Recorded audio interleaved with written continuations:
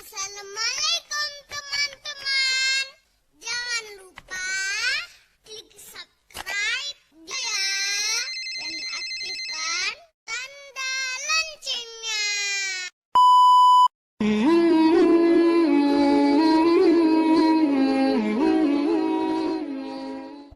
Kisah orang dulu ditampilkan dalam Al-Quran. Diceritakan tentang Fir'aun, dikabarkan tentang Qarun, disampaikan tentang istri-istri yang durhaka pada suaminya. Bahkan ada di antara mereka istri-istri Rasul. Juga ditampilkan istri-istri yang berbaik kepada suaminya. Bahkan ada di antara mereka yang menjadi bagian dari keluarga yang sangat zalim. Kisah itu dihadirkan bukan untuk menjadi cerita yang kita kemudian perdengarkan pada setiap orang, tapi pelajaran yang Allah tampakkan kepada kita supaya setiap manusia yang hadir ingat bahwa itu pernah terjadi dan jangan sampai kita terperosok pada persoalan yang sama. Dulu pernah ada Hati yang punya kemampuan seperti Thamud dan Ad. Dia bisa memahat, membuat lubang di gunung-gunung, bahkan membuat gorong-gorong dan tempat-tempat untuk beraktivitas. Anda tahu apa yang terjadi? Mereka membuat ratusan tahun sebelum Masehi. Sampai kini tidak ada bekasnya kecuali hanya puing-puing saja. Ditampilkan itu dan saya sempat masuk ke dalamnya, bagaimana menyaksikan tatanan yang luar biasa. Dapurnya, tempat istirahatnya, tempat ibadahnya dan sebagainya. Tapi karena menjauh dari ketaatan pada Allah Subhanahu wa taala, itu hanya menjadi bekas sampai dengan kini, tidak pernah dimanfaatkan dan hanya sekedar jadi objek foto-foto dalam kehidupan. Tidak ada bedanya ketika antum datang ke satu tempat ingin difoto. Tidak ada bedanya ketika antum melihat tumbuhan yang cukup baik ingin difoto. Tapi persoalannya, maaf, tidak ada orang memanfaatkan tempat itu. Kami datang ke Efes. Ada peradaban Yunani yang konon disebutkan dalam catatan sejarahnya itu telah dibuat 700 tahun sebelum Masehi. 700 tahun. Sampai sekarang hanya puing, Pak. Hanya puing.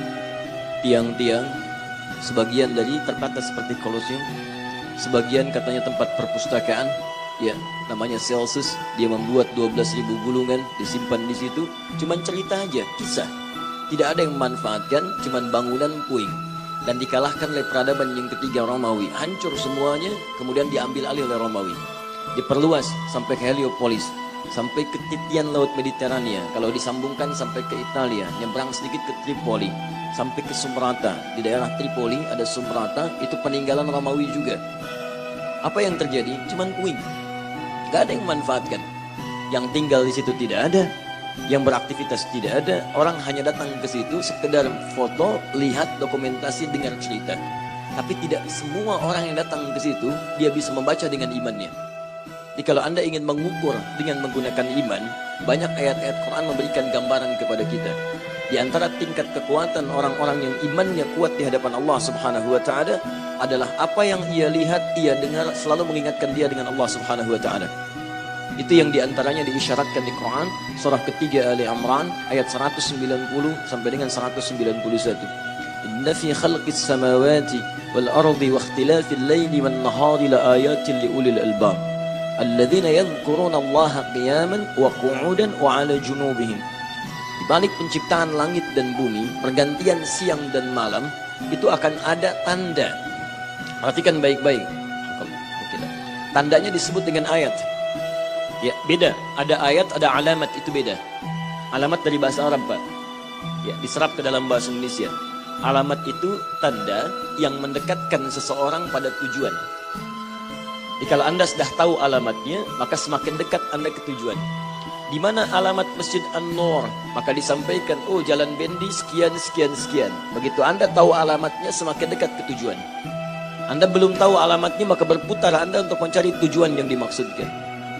Tapi kalau disebutkan ayat, ingat betul ini ya, ayat, maka tidak disebutkan khususnya dalam bahasa Arab, kecuali tanda yang mendekatkan makhluk kepada Khalik. Tanda yang mendekatkan seorang hamba kepada Allah Subhanahu wa ta'ala. Karena itu isi Al-Quran kenapa disebut dengan ayat? Al-Baqarah berapa ayat? Ali Imran berapa ayat?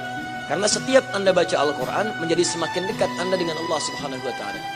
Tidak percaya silakan. Ibu berwudu buka mushaf baca Al-Quran. Akan ada suasana hati tersendiri. Seakan-akan ada kedekatan yang berbeda antara kita dengan Allah Subhanahu wa Ta'ala. Bahkan nanti ada orang yang mendengar ayat saja dibacakan, itu bertambah keimanannya, semakin terbangun tawakalnya kepada Allah Subhanahu wa Ta'ala. Quran surah ke-8 ayat yang kedua. Wa idza tuliyat 'alaihim ayatuhu zadatuhum imana wa 'ala rabbihim yatawakkalun. Ada orang-orang yang kalau dibacakan ayat Quran kepadanya, imannya bertambah. Ada yang menangis, ada yang terharu, ada yang bergetar, wa 'ala rabbihim yatawakkalun, dan semakin dekat hubungan tawakalnya dengan Allah Subhanahu wa Ta'ala. Dekat. Ya. Dan yang paling menarik, nanti Allah tidak sekedar menghadirkan kedekatan lewat ayat-ayat yang tertulis. Allah menghadirkan bentangan kehidupan yang dengan semua penampakan di langit, di bumi, darat, laut, udara, dihadirkan tanda-tanda kebesaran Allah untuk menafsirkan tanda-tanda yang tertulis dalam Al-Quran. Nah, orang yang imannya kuat, semakin dekat dengan Allah, maka tanda-tanda alam yang dia lihat ini akan langsung menghujam dalam jiwanya dan memberikan gambaran kedekatannya dengan Allah Subhanahu wa Ta'ala. Allah ciptakan tanda di alam untuk menafsirkan secara langsung tanda-tanda dalam Al-Quran.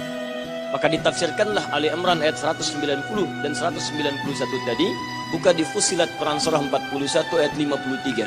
Sanurihim ayatina fil afaqi wa fi anfusihim hatta yatabayyana lahum annahul haq.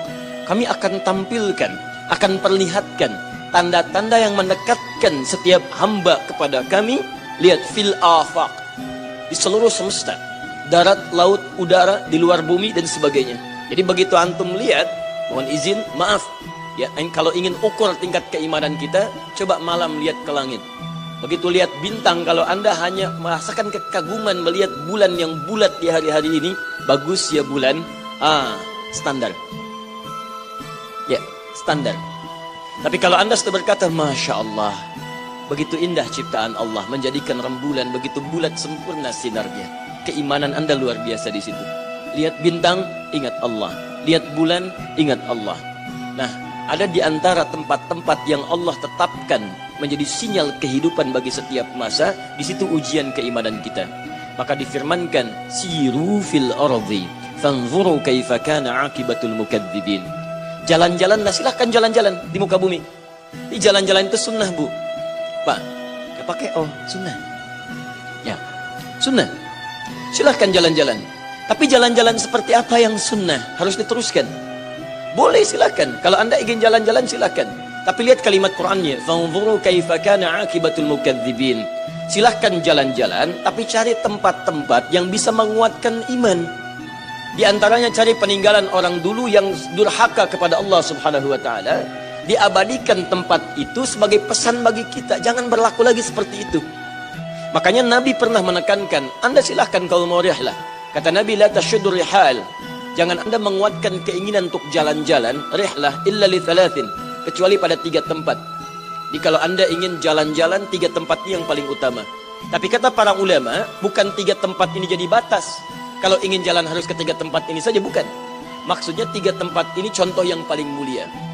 Kata Nabi, Masjidil Haram, Masjid Al-Haram, Masjid Hadha, Masjid Nabawi, wa Masjid Al-Aqsa.